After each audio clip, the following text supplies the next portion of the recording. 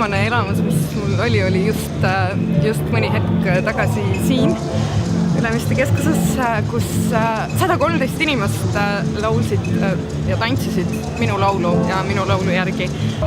Üks tõeline elamus on mu jaoks midagi siukest, millest ma vaimustun. Ehk siis mul on vähe asju, mille peale ma vaimustun, aga enamasti need on mingid väga head kontserdid, aga neid on harva.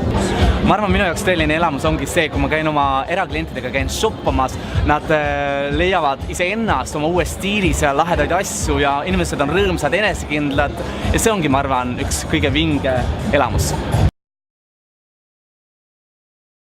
Kus on see keskus, kus on hästi paljudele, hästi erinevatele inimestele ja ma ootangi, et tooks inimeste ellu veel rohkem ägedaid pood.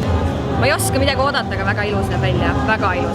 Mulle väga meeldib siin juba olla. Ma arvan, ma ootan uuesti Ülemiste keskusest just seda, et ma tulen siia, mul on tõesti mõnus shoppata, valida välja lahedaid stilistikakomplekte ja ma juba ka näiteks käisin kingamaailmas, see on lihtsalt laus oivaline, see on nagu linn linnas, sul on vasakul paremal nagu nii palju erinevaid brände, pood.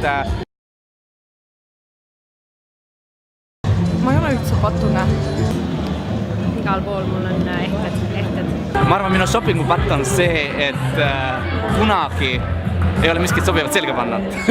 Et tegelikult on alati ja ma arvan tegelikult just moe ja poodlemisega kõik kallid teie armsad inimesed, shopahoolikud, peate just vaatama nõndaviisi, et asju saaks omavahel kombineerida ja mood, see on mäng, see on lust, ikka sellest rõõmu ja nii ongi.